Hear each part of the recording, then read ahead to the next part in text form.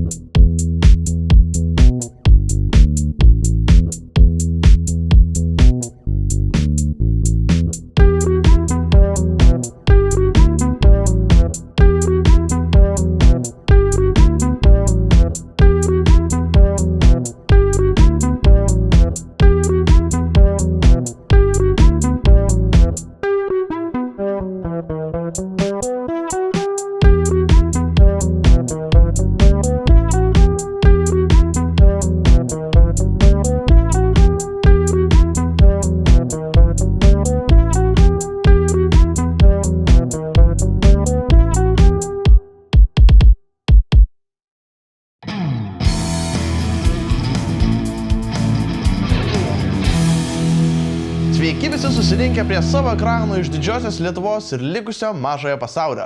Gera žinoti, kad dar yra žmonių, kurie žiūri YouTube'ą arba TikTok'o iškarpą su užrašu Stay tuned for part 2, kurias taip ir niekada nerandi. Welcome to 2025. Jūs ir vėl išvydote mane? Truputį pasikeitusi, pasenusi. Na ir būkime atviri, truputį praplikusi.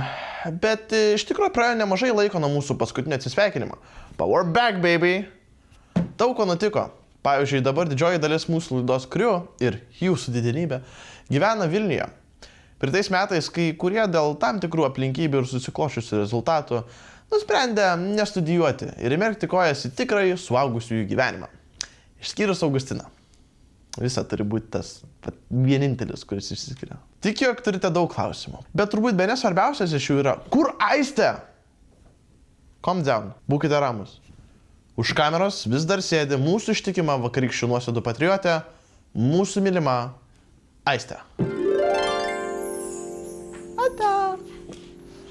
Taip pat, jei dar nepastebėjote, nes turbūt scrollinate TikTok'e, esu netipinėje aplinkoje. Kurgi dingo studija? Iš esmės, laida vienaip ar kitaip būtų vykusi už Aušros teatro studijos ribų. Ir viena iš tų priežasčių yra tai, kad teatro veikla buvo sustabdyta. Na, bent jau teatras, kurį mes žinojame. Po 35 metų nuo širdaus vaikų ugdymo Klaipėdos Karalienės Luizos jaunimo centras arba KKLC užvėrė senajam Aušros teatrui ir kino studijai duris. Taip. Dabar jis vadinasi Ugdymo centras ar Ugdymo skyrius Aušra. Šių metų gegužės gale įvyko paskutinysis sezono uždarimas ir realiai sunku išgirsti šią žinią, nes tai buvo vieta, kur susirinkdavo ir susivienydavo įvairios kultūros. Tai nebuvo vien teatras, tai buvo šeima. Nesustojanti kurti ir veikianti išvien. Režisierių mokytojų atsidavimas ugdymui ir jų pagalba jaunimui išreikšti save per užsiėmimus, tai ir buvo tikrasis menas. Tai yra sunku suvokti, jog tai, kas buvo dalis manęs, jau išliks tik istorijoje. Taip pat verta paminėti, jog be teatro nebūtų ir šios laidos, nebūtų vakarykščių nuosėdų, nebūtų ir draugų, su kuriais aš užmezgiau naujus ryšius. Teatras padarė mane tuo, kas esu šiandien. Ir tai turbūt buvo lik šiol geriausias mano gyvenimo etapas. Ir dėl to visada būsiu dėkingas net ir tiem, kurie nuolat vėluodavo į užsiėmimus. Kaip Augustinas. Gerai, užteks sielatis. Einame prie darbų. Šiandienos laidoje susitelksime į save ir į klausimą, kas esu aš. Labai elementarus ir paprastas klausimas, bet tuo pačiu ir sunkus, nes kiekvienas turi skirtingą suvokimą. Galima paprastai sakyti, jog aš esu Gabrielius, kas irgi yra teisingai, bet jei gilintumėmės, rastume, jog viskas, kas mumis sudaro, yra aplinka. Identitetas susideda iš skirtingų elementų, kaip pomėgiai, charakteris, stilius ar, kitaip tariant, mada, aplinkiniai kaip draugai, šeima ir taip toliau, taip toliau. Galų gale net tai, ką tu followini ir kuo domiesi socialinėse medijose, nusako labai daug apie tave. Ir kai jau galvoji, kad radai save, išeina naujas TikToko trendas. Jei tu nesielgi kaip main character, tu niekas. O jeigu aš nenoriu toks būti? Jeigu aš noriu būti šalutinis personažas, pavyzdžiui, rom-com extra. Taigi todėl ir manau, kad tai yra vienas iš sunkesnių klausimų. Atsiprašau. Kadangi dar negalime užtikrintai teigti, jog esame specifiškai vienokie ar kitokie.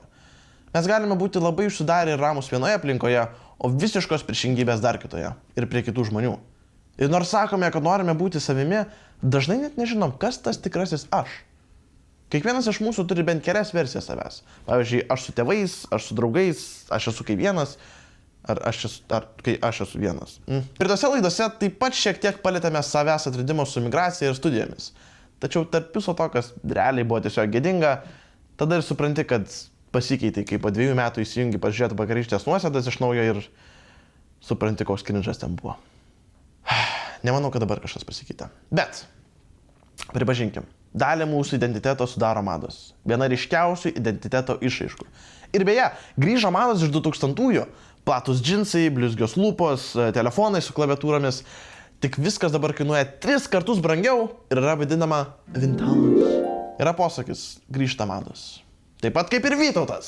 Tai labas, pasiilgau! Prieš daugiau nei 10 metų matėmės. Kas per tą laiką nutiko? Gyvenimas nutiko! Už kamštelius! Būtų mano valia, Vytauto kamštį šautų kaip šampano ir lėktų į snukį tam, kuris sugalvojo šito. Keli nauji Vytauto produktai, kurių nėra, bet gal bus. Putojančios Vytauto tabletės. Įmeti į paprastą vandenį. Pyšt, Vytautas! Aš įsivaizduoju jų marketingo komandą.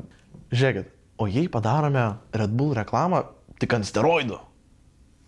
Manau, geriausia lietuvių idėja po nepriklausomybės atkūrimo. Bet, kalbant apie grįžtančias madas, jūs turbūt esate pastebėję tuos centrinius paauglius, kurie visi kaip iš konvejerio, vienodi. Neįmanoma net atskirti, nes viskas nuo galvos iki kojų atrodo lygiai taip pat. Bet Janukas ar Benukas visi turi asmenišką apsirengimo stilių. Pavyzdžiui, vieni rengiasi laisvai, kiti bohemiškai, vintažiškai, plastiškai. Na, kartais būna ir kitokių nukreipimų. Bet vienas iš stilių gausos yra oversized, kuris šiais laikais perkopia visas įmanomas ribas.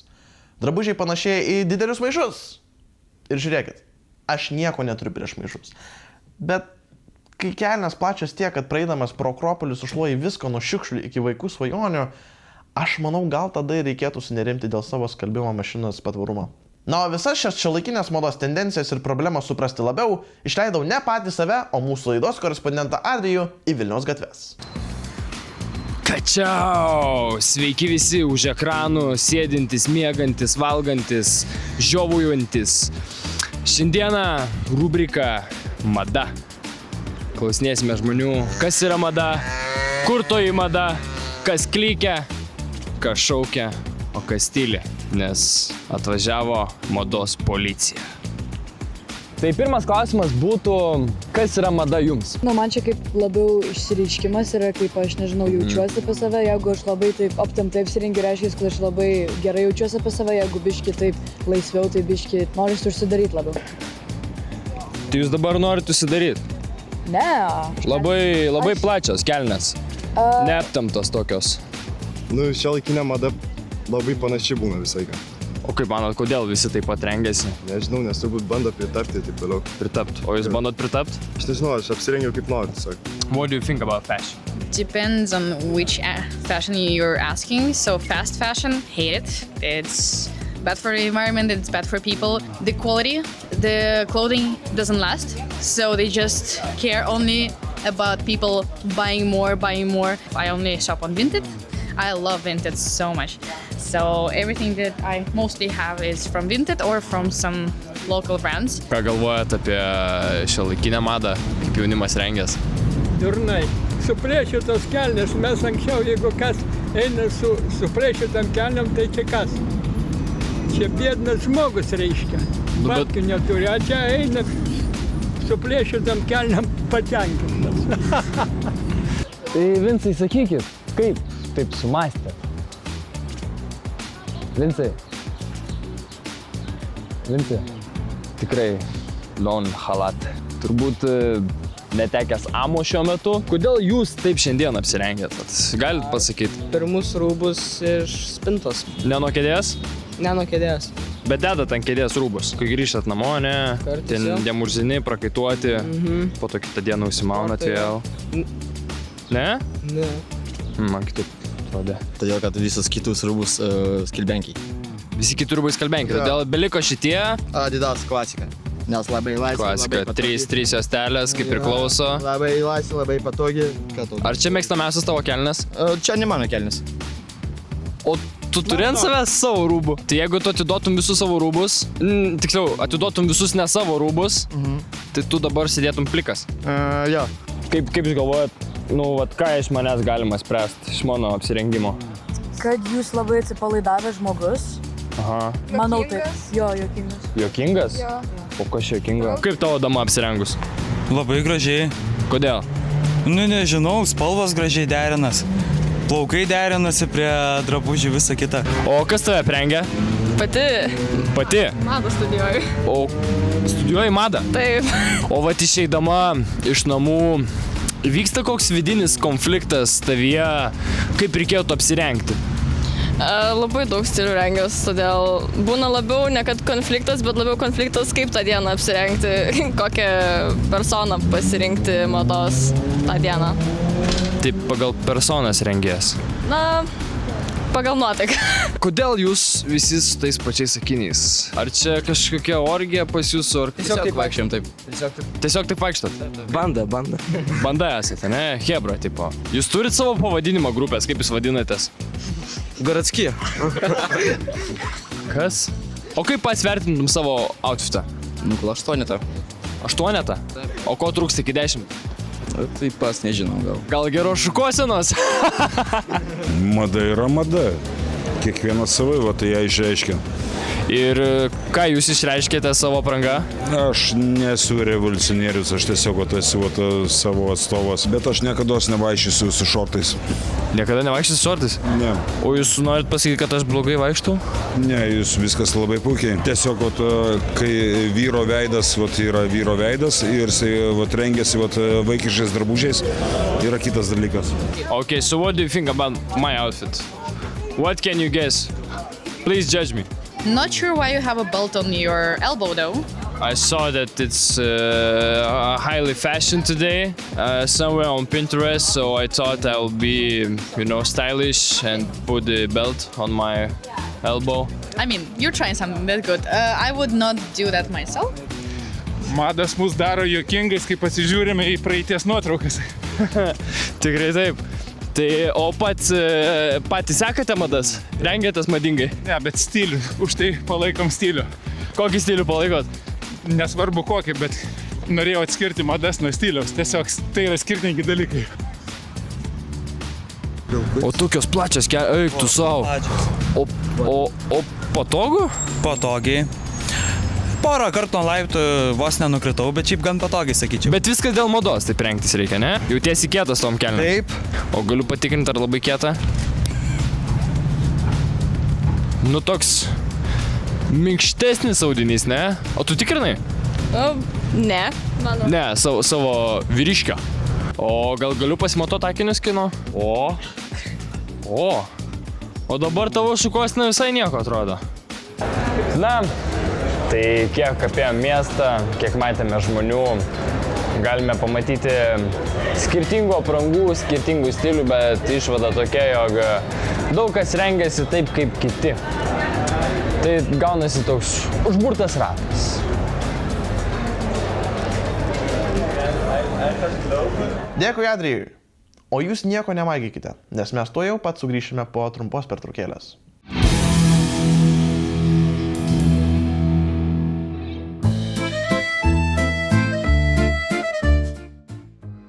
Rudeniu kankinasi gamta.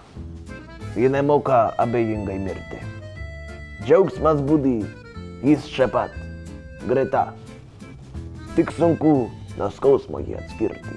Tik sunku atsisakyti to, ko galbūt iš viso neturėjai. Pakartok, dar sykį pakartok, kaip mane mylėjai, nemylėjai. Ruduo tai atokvėpio laikotarpis. Tai tarsi lapų apsupti, žėrintis apmąstymas, interpretacija. Kai lapai krenta, tas kvapas, tas toks nenumeldžiamas kvapas.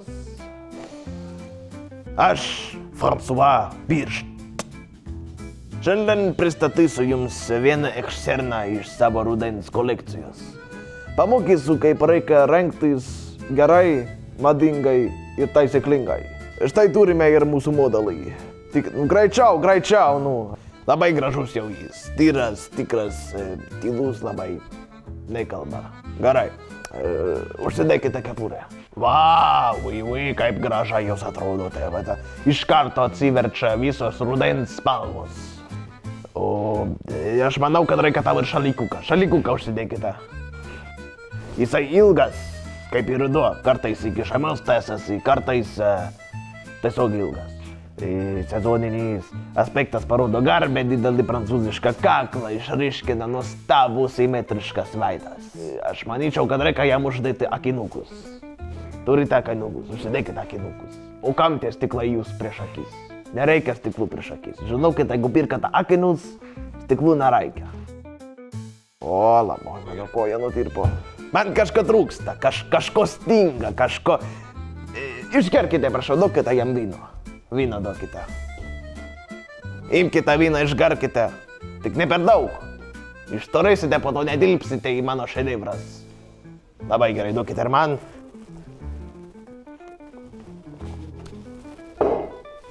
Labai skanus vynas. Užsidėkite, prašau, švargiukas.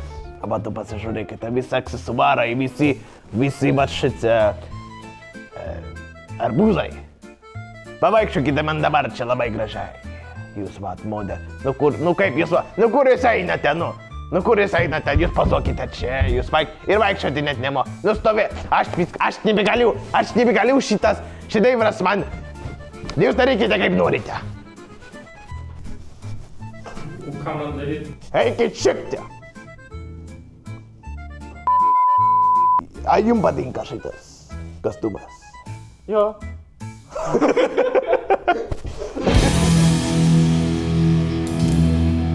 Perina prie kitos dalies – socialinės medijos. Žinau, mes labai dažnai kalbėjome apie temas tokias kaip socialinės medijos ir taip toliau, bet apie ką daugiau yra kalbėti, kai šiuo metu pasaulis yra užkrėstas taip vadinamo brain roto. Tokie smegenų puvimai kaip skibidi toilet arba šokanti žiurkikė tikrai nedaro mus protingesniais. Gal dabar ir suprantu, kai tėvai sako, čia viskas per tą tavo telefoną. Vienas iš naujesnių smegenų irimo tendencijos atkeliavo iš Italijos. Italija istoriškai mums davė tiek daug. Pizza, pasta, carbonara, mano Europos imperija yra tavo mama. O dabar jie mums atnešė itališką brain rotą. Scimpanzini bananini, wa, ballerina cappuccina, mi. O tuo tarpu, ką daro vaikai?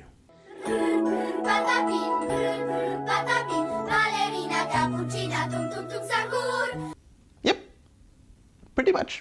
Dabar taip pat atėjo ir kažkokių tai šlabubų kreizas. O sugrįžęs Lietuvos įžymusis Feniksas, kurios kvėpavimą gali išgirsti net 5 km spinduliu, atnešė naują mados šauksmą. La kriukriu. Ir ne, aš nekalbu apie naujai sugrįžusius Karkar ledus pavadinimu kriukriu. Aš kalbu apie kompleksus dengiantį šedevrą. Labą dieną, nieks nedrįsta atkopinti. Čia yra naujausias mados klyksmas. La pig. La kriukriu. Eikit iššikti savo labubų. Su šitu galite paslėpti savo diastazę. Atrodo kaip smilga. Feniks patentui la kriukriu. Visais šiais trendais ir itališkais smegenų puvimais pasinaudoja ir Lietuvos verslininkai. Šiai dienai populiariausia iš jų Gariūnų turgaus parduotuvė F2002, kurioje galite rasti viską, kuo galėtumėte patenkinti ne tik vaikus, bet ir papuošti savo interjerą žaislais. Atvykome į dizainerio pamėgtą didžiausią parduotuvę Lietuvoje – Gariūnus, kur galite nusipirkti ne tik Gucci, Versace, Vachu Vuitton, bet ir naujausias itališkas sensacijas. Šiandien vyksime į vaikų svajonių parduotuvę F2002.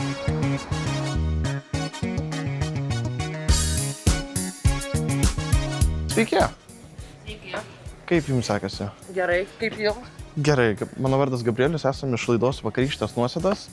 Turim porą klausimų. Kaip žinote, esate TikToko įžymybė. Nu, dar ne įžymybė, bet tikėkime būsim. Ką jūs čia pardavinėjate? Ką pardavinėjame? Mes trendus pardavinėjame. Pamėgtus žaisliukus vaikučių. Labubų. Labubų. Prašom. Tada visokių, tai ką šiais laikais mėgsta vaikai. O kas iš Brainroto labiausiai patinka, pavyzdžiui, nes mačiau dabar turite ir baleriną kapučiną ir čia visokių, tai... Žinokit, jie man visi gražus. O mėgstamiausias? Mėgstamiausias, nu tai gal šitas, Lirilarila. Lirilarila. Ar jūs turite parduotuvės pavadinimą kažkokią? Ar tik tai F2002? Ne, turim iš tikrųjų pavadinimą parduotuvės, turim elektroninę svetainę, bet dėja šiuo metu jinai yra neaktyvi, nes dirbom ties ją, kad ją paleisti jau pilnai. Tai yra dar24.lt. Dar24.lt. Kaip jūs tą pavadinimą sugalvojate? Darija Daša vardas, dar 24 valandas per parą dirbam, nuo ryto iki vakaro. Taip, tai aišku. Tai kada jūs šiandien atsidarėte? Šiandien aš juokauju. O gal kažkokių naujų mados tendencijų įsivaizduojat? Gal kažkokias naujas? Aš jums galiu pasakyti, kad tos mados ir tie trendai labai greit keičiasi. Čia mėnesis, 2 ir jau niekam nebus įdomu. Tas yra tiesa. O kažkas gal nauja ateina į rinką? Taip, jie yra. Apie ką mes nežinome? Tai dabar, kiek žinau, kiek stebiu aš naujienas, tai turėtų išeiti Vakukų. Vakukų? Taip. Tu čia Labubų atmaina turbūt. Nu, dar nesu girdėjęs apie tokį, bet aš nežinau, ar jūs esat mačiusi lakriukrių, kur paslėpė diastazę. Kaip smilga. Ai, taip, tikrai, aš tai tikrai mačiau, bet dėja mes neturim. Neturit? Ne. Aš manau, kad jums reikėtų čia įsigyti, kaip tik viršui galėtumėte. Jis yra didesnės. Aš suprantu, mes prekiajam vaikam. Su diastazėm mes dėja... Nu, šiaip turiu jums naujienų, ką galėtumėte įsidėti į parduotuvę, tai sutinka su jūsų Brainroto kaip tik prekėmis. Ir štai čia turime naujų aistučinę pomidorinę lipdukų. Čia yra naujas Brainrotas, kaip matote, raudonas, aistučinė kapučinė ir aš manau, kad jų kaina... Čia ne kapučinė, čia jau pomidorinė. Čia pomidorinė, tai aš taip ir sakiau. Taip, kapučinį pasakėte. Aš manau, kad dėsim prekybą ir jų kaina yra neįkainojama. Neįkainojama? Neįkainojama.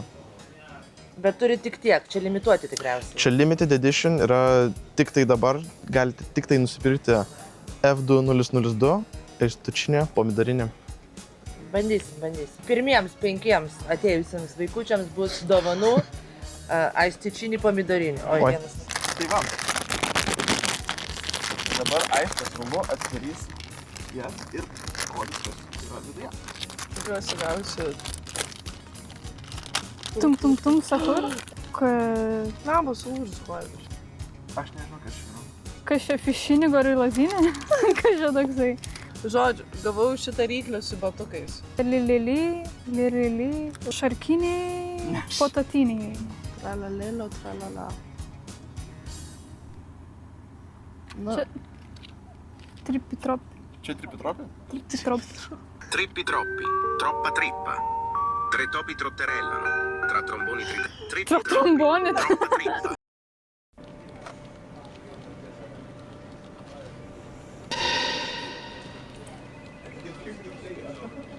Sveiki atvykę tapatybės ir sielos, ar ieškot kažko konkretaus, ar tiesiog nešat savo egzistenciją? Sveiki, norėčiau įsigyti identitetą. O kokias būtent parengtis būtų? Turim emotionally unavailable, bet norinti santykių, gilio vaikystės traumą, nepritampinti visuomenį, bet tokį škemišką, laikiną hipsterį. Bet dabar žinokit, kaip tik yra 15–10% visiems tiem spalvotėm. Žodžiu, matematinkit jūs. O galima komplektuką? Šiuolaikinis žmogus be aiškios krypties su didelė kofeino priklausomybė. Tai pažiūrėsi ir sistemą turiu.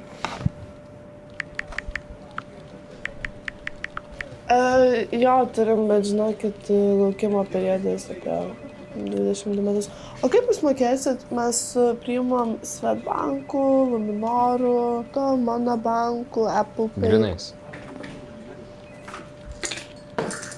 Mes grinais nepriimam. O turit kažką nemokamai?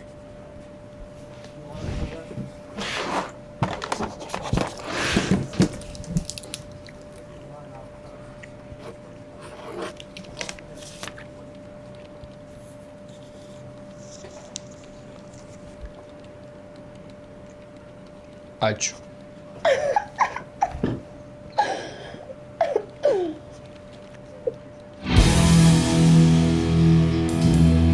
Tai kas esi tu?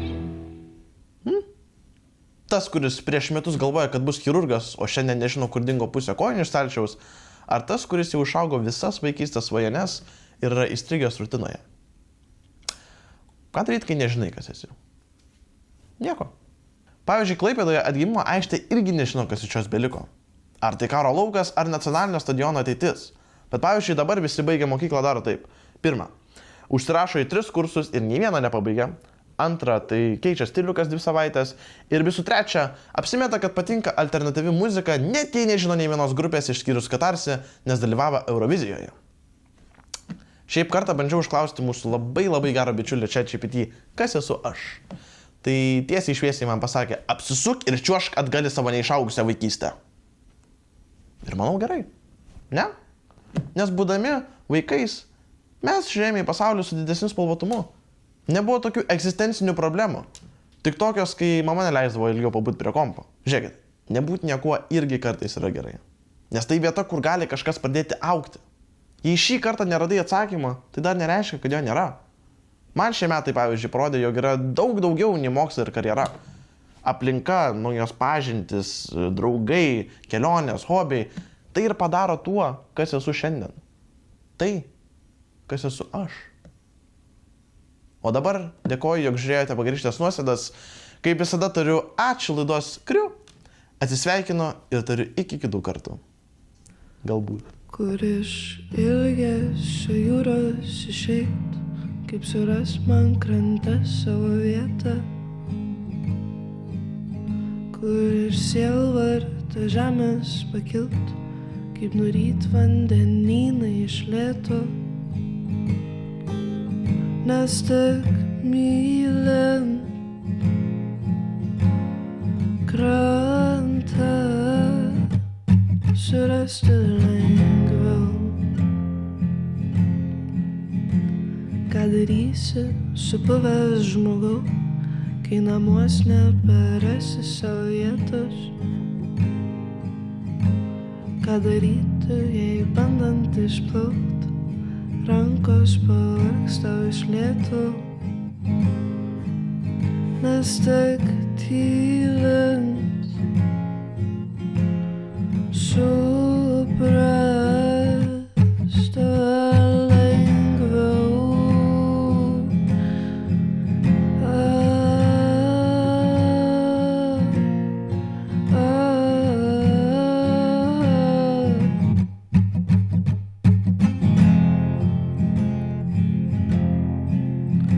Turiu žodį nesutaptą šventą, bet ar juo patikėti norėtum? Dovanočiau tau savąjį džiaugsmą, o skausmu ar grožėtis galėtum? Pasiklydai ir durų daugiau tau nerakinu.